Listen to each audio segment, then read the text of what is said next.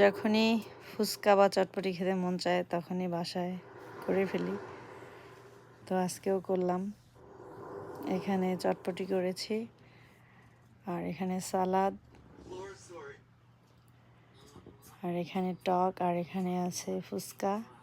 তো এই চটপটিটা মানে প্রথমে বানিয়ে নেব, তার মধ্যে সব মশলা, সালাদ এগুলো দিয়ে দিব।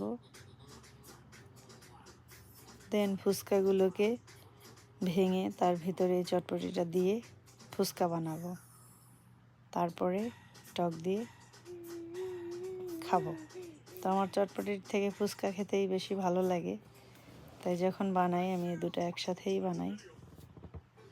তো এখানে ধনিয়া পাতা, পেঁয়াজ, শুকনো মরিচ, শসা এগুলো আর ডিম দিয়ে দিলাম, আর এখন টক।